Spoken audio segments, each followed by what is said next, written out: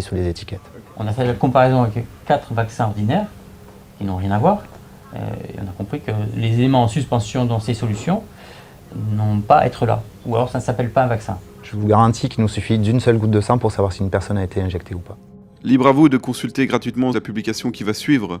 Mais si personne ne s'abonne, si personne ne fait des dons, il n'y aura plus de publication. Nous ne cherchons pas à vous soutirer du pognon. Nous avons simplement besoin d'argent pour continuer notre activité. Si vous appréciez notre travail, soutenez-nous. Ce n'est qu'à cette condition que nous pourrons continuer.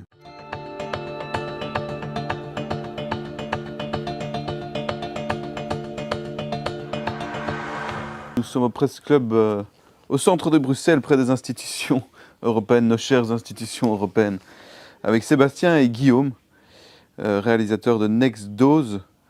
Présentez-vous pour ceux qui ne vous connaissent pas, et notamment nos compatriotes belges, même si on est beaucoup suivis en France. Bonjour, donc moi je m'appelle Guillaume Bousquière, je suis naturopathe et infographiste aussi, j'ai 2 casquettes. Moi, c'est Sébastien, j'ai aussi 2 casquettes. La première, c'est celle d'infirmier, métier que j'ai exercé pendant 28 ans. Et la deuxième casquette, c'est celle de laborantin. Je peux manipuler un microscope et essayer de comprendre ce que je vois.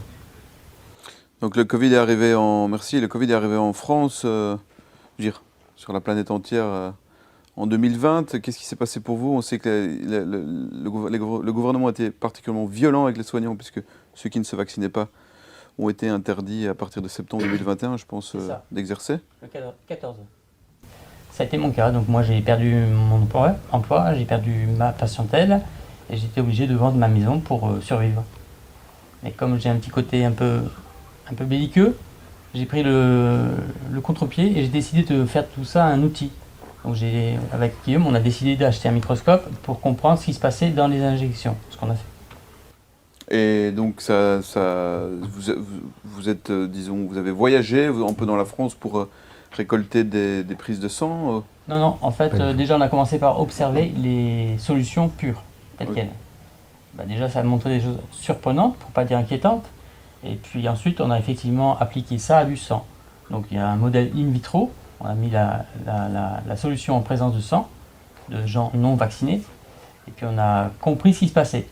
Et ensuite, on s'est permis de regarder du sang de gens vaccinés qui sont venus à la maison, gracieusement bien sûr. Et on a compris que ce qu'on observait in vitro était compatible avec ce qu'on observait in vivo. Alors vous avez observé des fioles aussi, de vaccins? Les fioles pures, oui. Tout à fait. Peut-être décrivant un peu au niveau des fioles, in vivo, in vitro, je veux dire tout ce que vous avez pu voir. Alors ça prendrait un temps fou puisque ça nous a pris 4 heures par jour pendant 9 mois. Ah oui. Tout à fait. On a fait donc ces 3 phases, observation des flacons purs, des 4 types de vaccins qui étaient autorisés en Europe. Ça c'est une première chose. On a regardé soit pur, soit des fois avec quelques colorants pour observer ce qui est transparent et avoir un peu plus de contraste. Donc AstraZeneca, Moderna, Pfizer et Janssen, c'est ça? Tout à fait. Vous avez tout observé? Oui. On a pris le temps d'observer chacun, effectivement. In vivo, in vitro et pur. Avec des résultats surprenants, puisque déjà pur, à l'état pur, on a compris qu'il y avait des choses atypiques et pas du tout normales par rapport à un vaccin ordinaire. Okay. On a fait la comparaison avec 4 vaccins ordinaires qui n'ont rien à voir. Et on a compris que les éléments en suspension dans ces solutions n'ont pas à être là. Ou alors ça ne s'appelle pas un vaccin. Parce que maintenant, d'ailleurs, il faudrait l'appeler injection expérimentale. Nous, on les appelle injection expérimentale. On dit suffisamment. On va prendre un exemple. Nous, au microscope, on peut observer en fait des éléments de taille micrométrique, c'est-à-dire 10 puissance moins 6 mètres. Quand on parle des vaccins à ARN messager, on est sur de l'ordre du nanomètre, 10 puissance moins 9 mètres. Surtout s'il s'agit d'ARN. 1000 fois plus petit encore. 1000 fois plus petit. Donc nous, au microscope, quand on prend une fiole de vaccin à ARN messager, on ne devrait rien observer. C'est simple. Une solution homogène. Non, on devrait observer une solution homogène et pas d'éléments particuliers. Et là, à chaque fois qu'on a observé ce genre d'injection, on a toujours trouvé des éléments étranges, de taille importante. C'est-à-dire, on va dire, environ entre 20 micromètres et parfois jusqu'à 30, 40, 50 micromètres. Donc des choses vraiment assez importantes. Des fois en bris de glace, en aspect de bris de verre, Donc ce sont plutôt des éléments, on va dire, minéraux, A priori. de ce qu'on en déduit. Des fois, on a observé plutôt des éléments organiques. Donc là, on a Des parasites. des œufs, des parasites. Et des fois, on observe des éléments plutôt synthétiques. D'aspect synthétique. Même si nous, on ne peut pas interpréter ce qu'on observe. Ce qui est sûr, c'est que ce qu'on observe, ce ne sont pas des nanoparticules lipidiques, parce que c'est beaucoup trop petit. Ce sont des éléments des corps étrangers. Dont on sait que les nanoparticules lipidiques sont déjà toxiques. A priori. Également, oui. Oui. Mais là, nous, ce qu'on devine, ou comprend à peu près, c'est qu'il s'agit d'éléments synthétiques et plutôt d'origine vraiment proche des systèmes informatiques. Ça n'a rien à voir avec la biologie ou autre. Voilà. Alors qu'est-ce qui vous manque pour analyser ces éléments il faudrait plus de matériel, évidemment, un laboratoire. Nous, c'est pas notre boulot. On Nous, interpelle les scientifiques. C'est pas notre travail. Voilà. Nous, notre premier film qu'on a sorti l'année dernière, en septembre, c'est NextDose, où sont passés nos scientifiques. C'était pour interpeller la communauté scientifique, pour pouvoir nous dire, maintenant, reproduisez nos observations et surtout, donnez-nous des réponses, interprétez-les. Qu'est-ce qu'il s'agit en fait? Parce qu'on observe des choses qu'on ne devrait pas observer. Donc, toutes les fioles qu'on a observées, elles sont ce qu'on pourrait dire elles ne sont pas purifiées. Ouais. Voilà. Il y a des corps étrangers dans toutes les fioles qu'on a observées. C'est pas un accident. Ça ne peut pas être un accident, sinon ça aurait été une fois Donc sur 10. le fabricant l'a fait volontairement. Nous, c'est une hypothèse qu'on soulève. On ne peut pas effectivement. Se dire que c'est pas... en tout cas, on trouve ça très surprenant et c'est là où on a vraiment voulu pousser un peu le bouchon un peu loin. On se dit comment ça se fait que ce soit passé au travers des agences gouvernementales de santé publique, l'Agence européenne du médicament, la NSM en France, etc., qui ont validé ces produits-là sans avoir regardé réellement le contenu des fioles. Logiquement, ça devrait être des produits purifiés, homogènes, etc. Et là, ce n'est pas du tout ce qu'on trouve. Donc on a vraiment besoin de réponses maintenant. Déjà, à l'échelle macroscopique, quand on regarde un flacon de Moderna, on s'aperçoit que la solution est laiteuse. Ça veut dire que c'est un mélange, c'est une émulsion. Déjà, ça interpelle. Ce n'est pas le cas forcément de toutes les solutions vaccinales, enfin, mais en tous les cas, celles de Moderna par exemple, ou de Pfizer, elles sont laiteuses. Donc la question, bien sûr, naturellement, c'est de se dire, qu'est-ce qu'il y a dedans? Il suffit de regarder. Avec un microscope à peine pas très très puissant, en regardant à x400, déjà, on a des éléments troublants. À x1000, bien sûr, c'est pire. Mais déjà, à x400, on voit que ça va pas, ça colle pas.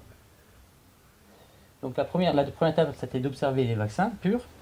La deuxième étape, ça a été de regarder du vaccin mélangé avec du sang de gens non injectés, pour essayer de comprendre comment nos cellules réagissent quand elles rencontrent ce produit. Et donc ce qui est intéressant, c'est justement d'observer l'interaction entre le produit et les tissus sanguins. Pour avoir déjà une première approche, même si on est d'accord qu'on est dans des observations totalement empiriques, d'accord ? Parce qu'on ne va pas être du tout dans les proportions d'une injection injectée dans le corps. Mais ça nous permet déjà d'avoir une idée de quelles vont être les modifications et quelles vont être surtout les cellules qui vont être impactées par les dits produits. Et donc là, on observe une très grande interaction avec les cellules de ce qu'on appelle la lignée blanche, tous les globules blancs. Et en fait, c'est surtout une catégorie de globules blancs qui vont être impactés, ce sont les polynucléaires neutrophiles. Les polynucléaires neutrophiles, c'est la première ligne de défense en fait, pour l'organisme, pour pouvoir éliminer un intrus. C'est l'immunité quoi. C'est l'immunité naturelle. L'immunité naturelle d'un bébé qui va naître, il a des polynucléaires neutrophiles qui vont lui permettre vraiment d'avoir une immunité large qui va pouvoir balayer tout. Par exemple, ça ne va pas être ciblé par exemple sur un variant d'un virus. C'est tous les types de variants. L'immunité innée. Innée, tout à fait. L'immunité cellulaire, elle vient dans un second temps. Dans un second temps dans la vie déjà, il faut plusieurs années avant qu'un enfant puisse faire des anticorps, etc. et avoir une immunité acquise. On appelle l'immunité avec les anticorps, l'immunité acquise, qui s'acquiert au fur et à mesure des rencontres avec les maladies, etc. Et donc celle-là, elle vient en second point. Et d'ailleurs, quand on fait une numération formule sanguine, c'est-à-dire une analyse de sang avec les différentes catégories de globules blancs, on va avoir en grande majorité, entre 60 et 75% de polynucléaires neutrophiles, ceux qui sont en première ligne de défense. Les 2 tiers ou les 3 quarts de l'immunité naturelle des globules blancs font partie de l'immunité naturelle. D'accord ?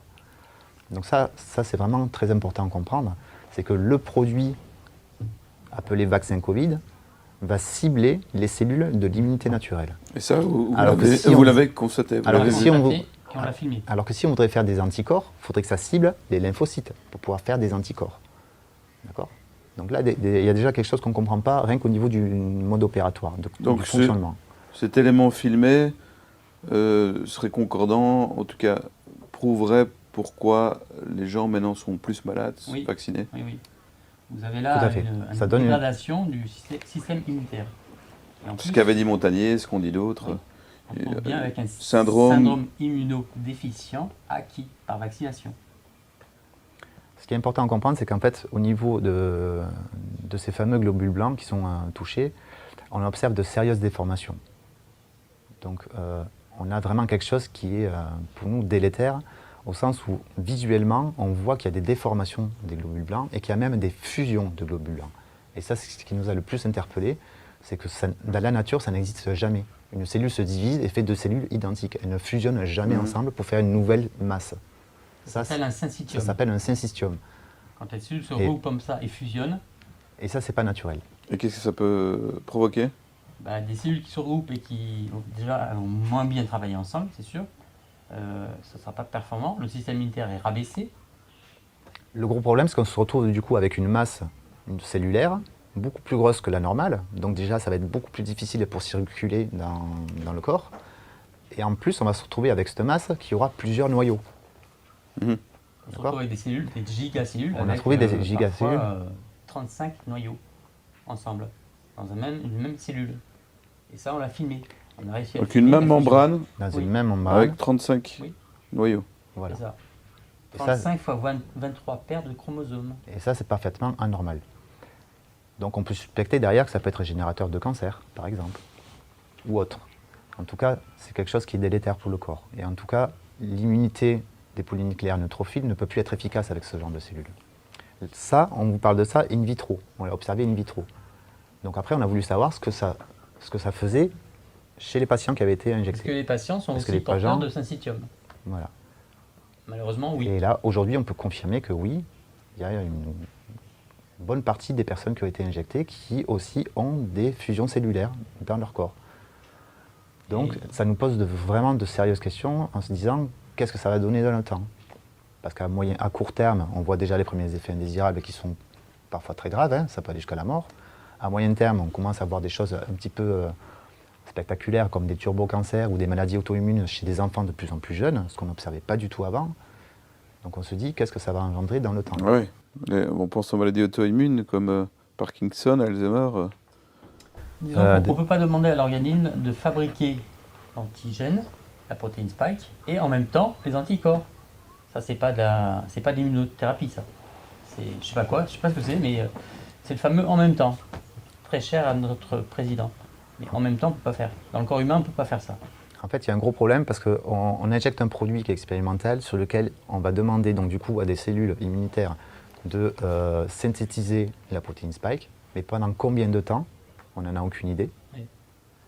Et surtout, en même temps, il va falloir que les cellules de notre propre système immunitaire détruisent cette protéine spike qui est générée et auto-générée pendant plusieurs semaines, plusieurs mois, voire peut-être plusieurs années. Donc en fait, effectivement, fatigue on a l'organisme le corps énormément. qui produit des protéines que notre même corps doit détruire. C'est un peu la définition d'une maladie auto-immune. Déjà en soi, c'est bizarre, C'est un c'est système assez schizophrène. complexe. Donc il y a de quoi effectivement faire perdre la boussole de l'immunité naturelle. C'est clair. Alors vous attendiez à quoi avant de commencer ces expériences? Et est-ce que vous voyez maintenant, deux questions, vous effrayent ou en tout cas? Alors nous, on ne parle pas d'expérience déjà pour commencer, on parle vraiment D'observation. d'observation, de travaux d'observation. La science commence toujours comme ça. Est-ce Oui. que vous attendiez à quelque chose ou vous êtes parti Disons que c'est découvert avec le temps. Donc on s'attendait à rien de particulier. Et surtout pas à ça. On allait de surprise en surprise. Plus on faisait d'observations, plus on était surpris, voire choqués Abasourdi, quoi. carrément par ce Oui. qu'on voyait. Oui. Nos familles qui sont Euh, injectées eux-mêmes. Hein. Quand on a regardé les flacons purs, on s'est dit, bon, il y a quand même des choses qui ne sont pas très très nettes, c'est pas normal. Quand on l'a mélangé avec nos sangs, On a vu des transformations et on a vu des éléments, des corps étrangers assez importants. On s'est dit ça ne doit pas être très très bon pour notre organisme. Mais quand on l'a vu constater chez des personnes qui avaient été injectées, il n'y a pas photo. On est aujourd'hui capable, avec une seule goutte de sang, de savoir si une personne a été vaccinée un an plus tôt. Parce qu'en plus, on C'est retrouve impossible. d'autres éléments. C'est assez Il y a incroyable. notamment des éléments qui font penser à du graphène, qui se voient très rapidement. Hein. Il suffit de 15-20 secondes, on voit rapidement s'il y a du graphène. Parce qu'on suppose être du graphène. D'après les études qui ont été menées ces derniers temps et les publications qui sont sorties, ce qu'on trouve, c'est clairement du graphène. Nous, on aimerait qu'il y ait une confirmation vous affirmez pas, mais vous... dans un pays francophone. Parce qu'aujourd'hui, il y a eu énormément de recherches, par exemple par la Quinta Columna, en Espagne. Il y a aussi des travaux qui sont sortis très récemment en Angleterre, qui confirment la présence de graphène.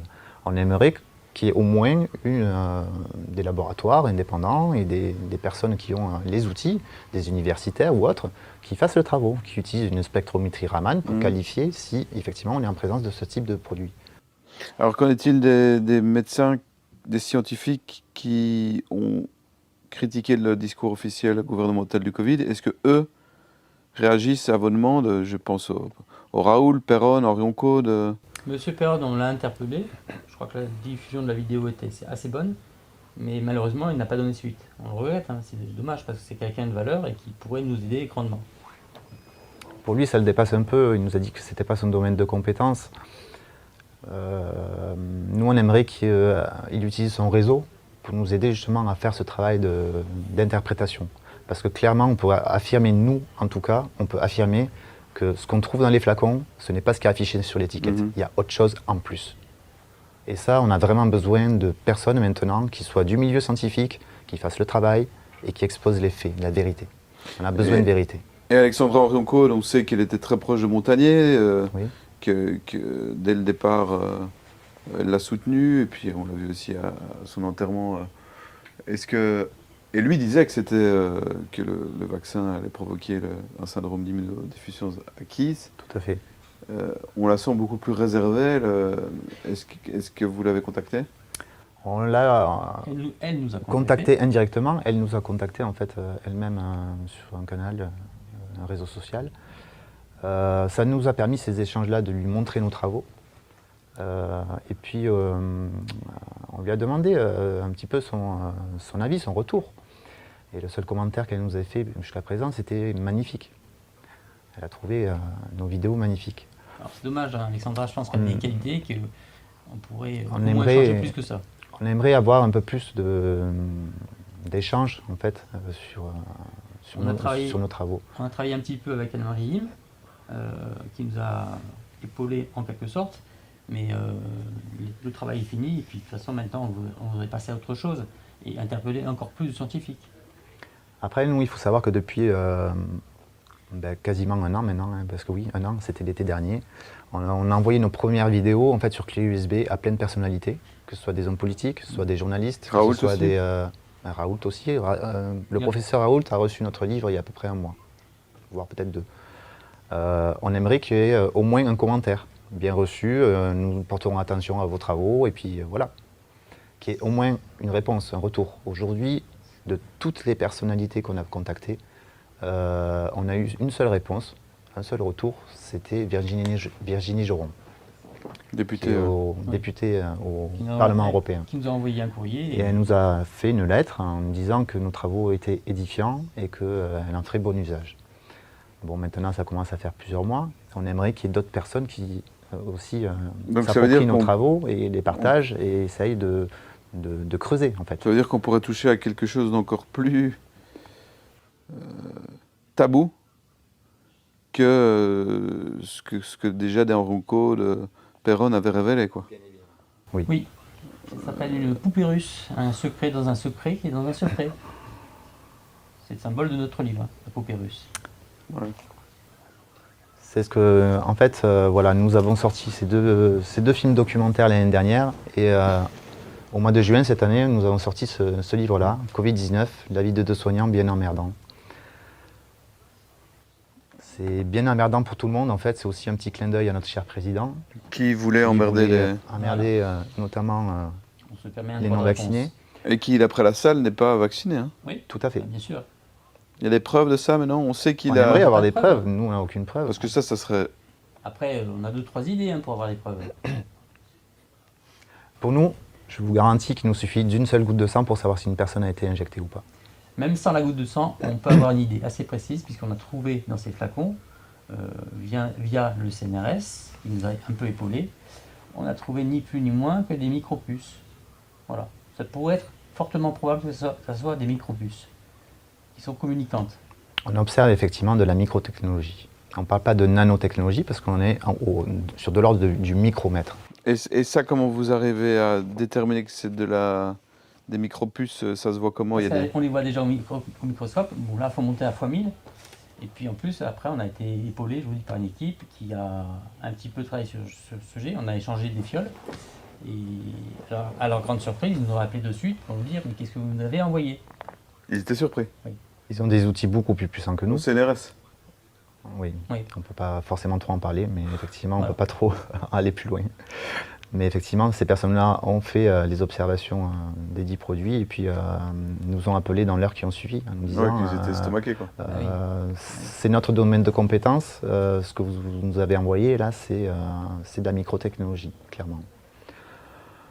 Donc on a fait une réunion ensuite avec une dizaine de personnes, une quinzaine de personnes peut-être, où ils nous ont expliqué un petit peu l'état de la connaissance de la microtechnologie aujourd'hui. Comment ça se fabriquait, comment ça se concevait, comment ça se... Qu'est-ce qu'on pouvait en attendre? qu'est-ce qu'on pouvait en attendre, comment ça fonctionnait aussi. Et aujourd'hui, donc effectivement, c'est utilisé beaucoup dans le milieu industriel, hein, Mhm. mais officiellement, ça ne peut pas être utilisé dans le milieu médical, parce qu'il s'agit d'un dispositif médical implantable. Donc, en toute logique, une puce ne peut pas être implantée dans un corps humain si on n'a pas un accord explicite de la personne. D'accord ? Non, c'est contraire C'est au contraire au code de à la Nuremberg. convention tout ça. d'Oviedo, au code du Nuremberg, Ouais. etc. Mais nous, on suspecte qu'il y a eu un premier déploiement, en tout cas, de certains éléments de l'ordre de la microtechnologie. Donc, Tout à ce qui fait. voudrait quand même dire qu'il y a une organisation en amont très bien faite et avec un minimum de personnes au courant. Bien évidemment. C'est clair, c'est clair. Ce qui pourrait expliquer pourquoi personne ne veut parler de la microtechnologie, des adresses MAC et du graphène, etc. Et alors, pourquoi personne n'a encore réussi à prouver ces adresses MAC? Parce que ça paraît pas si compliqué que ça quand même D'aller- compliqué. d'aller dans un endroit neutre en ondes. Dans Nexo 3, on vous montrera comment faire. On vous montrera comment faire et plus comment recommencer l'expérience. Parce qu'on peut prendre du sang neutre et injecter le produit et puis voir ce qui se passe dans le tube. Et Ouais, c'est vrai effectivement, on a une adresse MAC qui sort dans le tube et qui tient à peu près 2 heures. Parce que vous pourriez aussi, avec le matériel ad hoc, voir l'effet de la technologie 5G, par exemple, ou en tout cas des ondes, sur le sang. Ça, peut-être c'est le quelque chose travail de certaines équipes. C'est possible, en tout cas. C'est possible. Nous on n'est pas, Ouais, c'est ouais. pas du tout notre domaine pour le coup. C'est vraiment très complexe. Par contre, il y a des équipes qui travaillent dessus. Je vais citer par exemple une personne qui s'appelle Matt Taylor, hein, en Amérique du Sud, qui travaille là-dessus. Effectivement, il nous disait qu'il fallait travailler sous cage de Faraday et que c'était très dangereux aussi. Lui s'est fait brûler par ces ondes en voulant faire des protocoles comme ça. Et donc, il a observé à peu près les mêmes choses que nous, des filaments qui ressemblent fortement à du graphène, transparents, des nanotubes de carbone, ce genre de choses, et de la microtechnologie, des micropuces. Je sais que Matt Taylor travaille aussi avec le docteur Nixon, David Nixon, en Australie. Et donc, ils ont fait des travaux d'observation très complémentaires avec ce que nous avons aussi révélé ici en France. Donc, on aimerait qu'aujourd'hui, il y ait vraiment une recherche qui soit un peu plus poussée sur ça et qu'on ait des explications. C'est la moindre des choses. Ceux qui disent qu'il y a un lien avec la 5G, est-ce que vous pensez que justement, en voyant ça, qu'il pourrait y avoir un lien On essaie de ne pas supposer parce qu'on Ouais, va évidemment, rester vous êtes dans scientifique, l'observationnel ouais. pur. Après, on peut tout supposer effectivement et partir très loin dans des considérations qui nous dépassent. Mhm. On essaye de ne pas supposer des choses, par contre, après, on est parfaitement au courant des déclarations des uns et des autres. Et aujourd'hui, on a un faisceau de personnalités, de déclarations de personnalités qui nous montrent qu'il y a une volonté d'injecter des puces en sous-cutané. Par exemple, Klaus Schwab du World Economic Forum l'annonce clairement, il le dit. Il a dit sur les télés françaises à heure de grande écoute que demain tout le monde aurait sa puce sous la peau. Quand on écoute Yuval Harari, il dit clairement que à partir du moment où il y a eu le Covid-19, les gens se rappelleront du moment où on a été capable de regarder sous la peau, d'avoir des données biométriques sous la peau. Il y a des choses qui se passent dans les coulisses dont le peuple n'a pas connaissance. Donc peut-être ce sont pour l'instant encore des secrets d'État, mais il serait grand temps de lever une petite part du voile. Au moins d'aller creuser. Nous, on vous garantit que le contenu des injections n'est pas conforme à ce qui est écrit sur les étiquettes. Et ça, c'est pour nous une preuve qu'il y a falsification. Et c'est peut-être un angle d'attaque pour les avocats qui voudraient aussi défendre les personnes qui ont eu des effets secondaires parfois très graves. D'ailleurs, toutes nos observations sont disponibles. Hein. Si quelqu'un nous les demande, on les fournit avec plaisir. Oui, justement en termes d'effets secondaires, vous avez... Quand on rabaisse le système immunitaire de cette façon-là, on peut s'attendre à toutes les pathologies opportunistes. Ça va de la simple grippe qui met 2 semaines à se soigner, en passant par le cancer, en passant par tout. Et en plus, il y a une modification aussi de la lignée des plaquettes. Les plaquettes sont des petites cellules qui coagulent et permettent de coaguler le sang en cas de besoin. Et cette lignée-là qui est touchée, bien sûr, il y a des conséquences. Quand vous avez des coagulations intraveineuses disséminées, non contrôlées, forcément vous vous retrouvez avec des AVC, des infarctus du myocarde, des thromboses, des embolies et tout le reste. C'est vrai que nous, chez énormément de personnes qui ont été injectées, on observe des amas plaquettaires de taille parfois très importante. Vraiment très importante. En tout cas, c'est-à-dire des amas plaquettaires de la coagulation Oui, la des plaquettes qui vont commencer à s'agglutiner et à former des amas. Des masses vraiment, des fois assez grosses et des fois très très grosses. On a filmé les plaquettes, on les a regardées dans le détail. Une plaquette, quand elle est normale, quand elle n'est pas activée, elle fait une certaine dimension. Et puis elle a un aspect assez rond et lisse. Lorsqu'elle est activée de façon chimique ou synthétique, la plaquette prend du volume et se déploie comme une étoile de mer. C'est ça. Qui permet de coaguler la brèche. Seulement là, il n'y a pas de brèche. C'est juste que les plaquettes sont activées. Ça forme des espèces de caillots, quoi. De toute façon, ça finit comme ça en général. Si tous les échantillons que vous observez sont abîmés, disons, vous n'êtes pas étonné qu'il n'y ait pas plus d'effets secondaires, ou bien n'est-on pas au courant de nouveau parce que les médias ont toujours la possibilité de faire croire que, parce que même maintenant, autour de vous, vous entendez, on en parlait en off, vous entendez des gens dans vos proches, cercles plus lointains, des gens qui sont touchés par les effets secondaires des vaccins, tout à fait. des injections. Tout à fait. Si on prend par exemple les chiffres officiels de l'Agence européenne du médicament, on est aux alentours de 5 à 10% d'effets indésirables qui sont remontés à la pharmacovigilance. C'est-à-dire que les chiffres officiels en Europe ne représentent que 5 à 10% des chiffres réels. C'est-à-dire qu'il faudrait multiplier par 10 ou par 20 les chiffres officiels pour avoir le total des personnes qui ont vraiment eu des effets indésirables. Deuxième élément, on a 25% des effets indésirables qui sont considérés comme étant graves. Si on prend n'importe quel autre... Énorme. Ce qui est énorme. Une personne sur 4 a un effet secondaire grave. Si on prend n'importe quel autre vaccin qui existe depuis 40 ou 60 ans, c'est aux alentours de 5% maximum d'effets indésirables graves. Donc là, déjà, il y a une alerte. Le deuxième élément à prendre en compte, c'est que... j'ai perdu le fil de mon... Actuellement, on est dans la phase initiale. On est encore en début de compréhension. Par rapport aux effets secondaires. Oui, par rapport aux effets secondaires. Et on constate quoi? On constate pas moins de 15 millions de morts entre l'Europe et les Américains. 15 millions. Ouais, j'ai eu un chiffre ce matin que je recherche d'ailleurs, il parlait de 17 millions. Voilà. 17 millions de décès dus au vaccin Covid-19 dans le monde, selon une étude publiée ce mois de septembre. Tout à fait. Voilà, donc 17 millions. 17 millions. Ce ne sont pas des chiffres anodins. On parle là vraiment de personnes décédées et pas des personnes qui ont eu des effets secondaires graves, chroniques, des maladies chroniques, des cancers, ce genre de choses. Donc si on additionne toutes ces personnes qui ont vraiment des problèmes, ça fait beaucoup. Voilà. Après, nous, de ce qu'on constate dans notre entourage, il ne se passe pas déjà une semaine sans qu'on ne fasse pas des remontées comme quoi dans ma famille, il y a tel problème, dans ma famille, il y a tel problème. Je pense qu'aujourd'hui, il n'y a pas une seule famille qui ne soit pas impactée par des effets secondaires, parfois très lourds. Mhm. Et quand on interroge les personnes, des dizaines et des dizaines de personnes, à ce jour, on ne connaît aucune personne qui a fait une remontée au centre de pharmacovigilance. C'est vrai. C'est vrai. Normalement, sur 10 personnes, on devrait en avoir une. Par peur, par ignorance. Mais aujourd'hui, sur plusieurs dizaines et dizaines de cas, on n'a jamais personne qui a fait remonter ces effets indésirables à la pharmacovigilance. Oui, alors dans les décès, il y a aussi... C'est-à-dire que l'ampleur, en fait, le phénomène est beaucoup plus important que ce qui est déjà visible dans les données officielles. Clairement.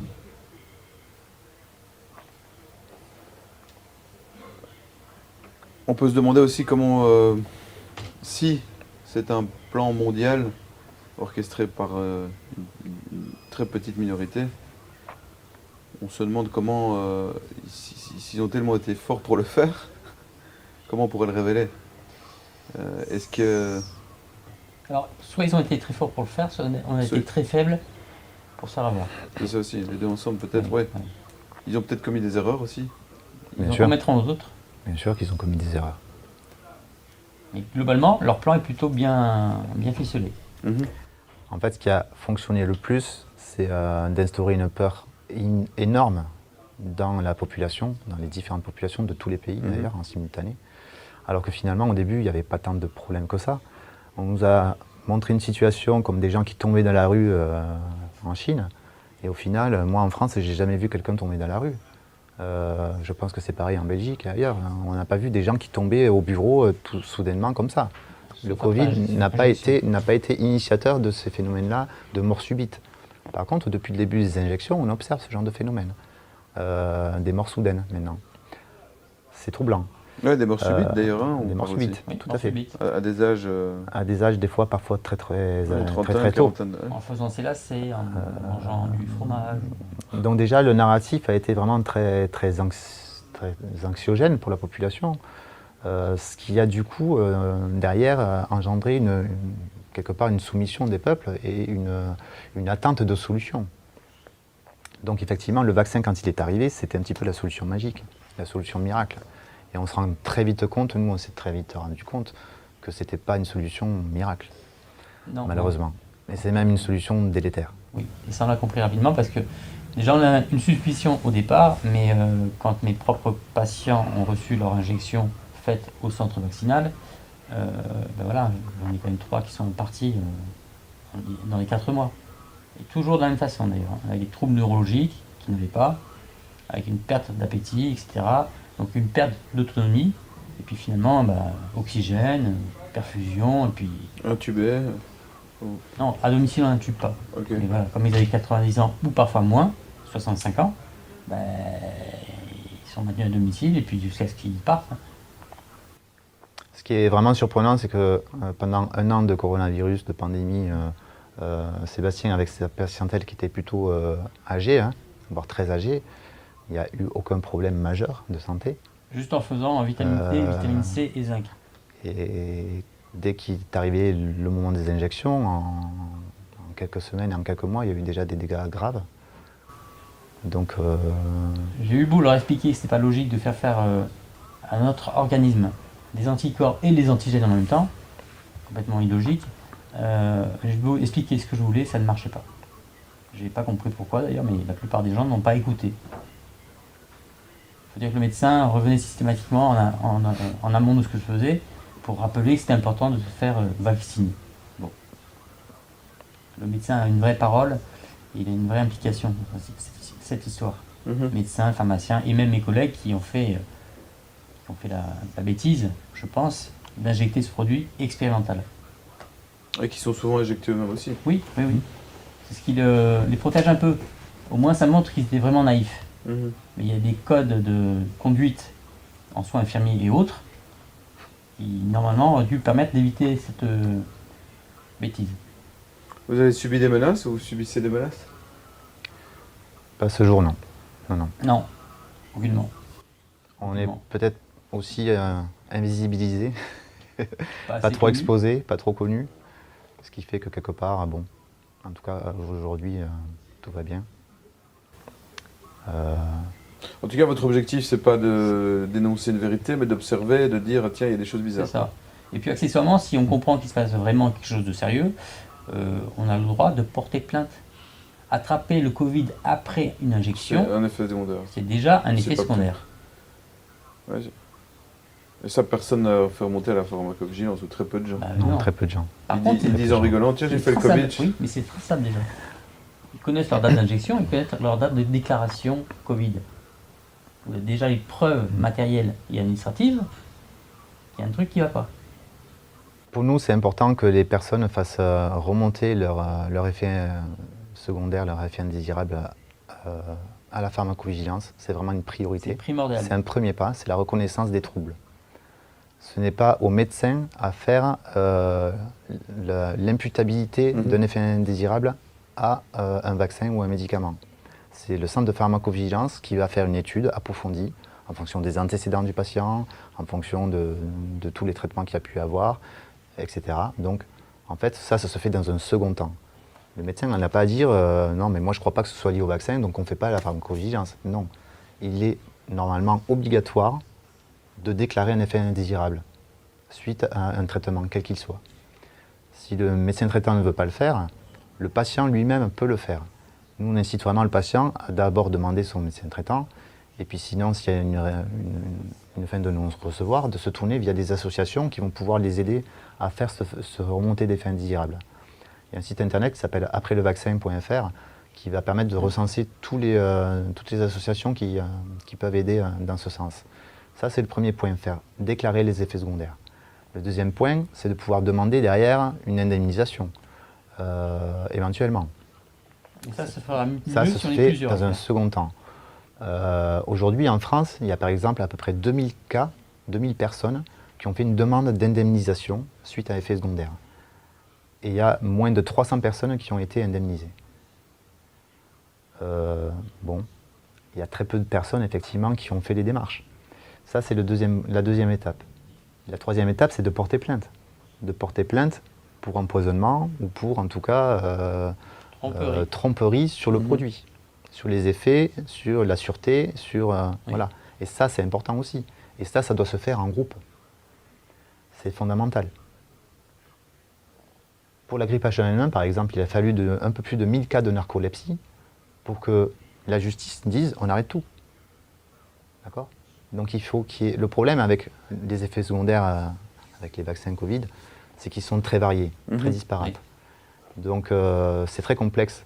Il faudrait qu'il y ait 1000 personnes qui déclarent leurs effets de myocardite, 1000 personnes qui déclarent leurs effets de troubles menstruels, 1000 personnes qui déclarent leurs effets de cancer, turbocancer. Et après, qu'il y ait des plaintes collectives sur chaque effet indésirable, avec les personnes qui soient impactées.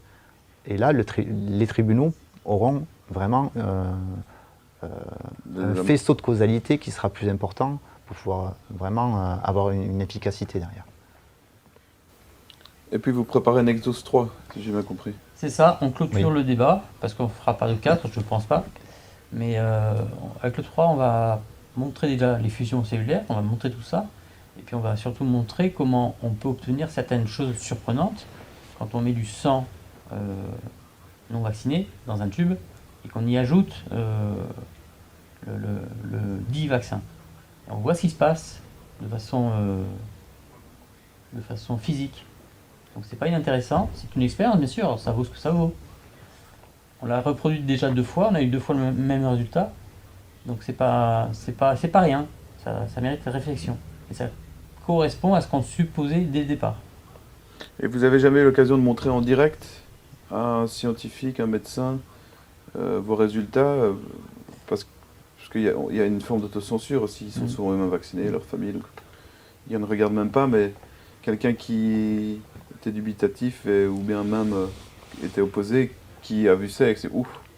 Ouais, alors, c'est très étonnant quand même. C'est la force du déni. Quand on est dans une phase de déni à ce point-là, je rappelle qu'il y a des femmes enceintes qui vont avoir un enfant qui grandit en eux, en elles, pendant des mois et des mois. Le déni de grossesse. et elles font un déni de grossesse. Même au 9e mois, elles ne le reconnaissent pas. C'est dire la puissance du cerveau. Mais je crois qu'effectivement, pour la plupart d'entre eux, qui sont réellement injectés, c'est un déni qui est... Moi, on a laissé le livre à plusieurs médecins en ville. On a prévenu la gendarmerie, on a prévenu les pompiers et on a prévenu le maire. J'attends le retour. Moi, je ne demande pas autre chose qu'un droit de parole public. Qu'on puisse échanger, discuter, recréer du lien. Et puis chercher à comprendre ce qui se passe. Et ceux qui ont reçu ces livres, vous les avez recontactés pour voir... Pas encore. Ils ont mes coordonnées, ils me connaissent. Hein. Je travaillais avec eux pendant 15 ans. Donc on peut discuter. Après, sinon, pour répondre aussi à votre question, on a reçu des soignants et notamment des médecins qui voulaient faire des analyses de leur propre sang parce qu'effectivement, ils avaient des effets secondaires ou des troubles qui commençaient un petit peu à les interpeller. Puis leur clientèle, leur patientèle, pardon, était aussi un peu un écho de tout ce qui se passait. Et bon, voilà, quand on passe 2 heures avec une personne et qu'on leur montre en direct leur propre sang et comment ça évolue, ils peuvent pas nier. Ils peuvent pas le nier. Donc, et ils réagissaient comment alors?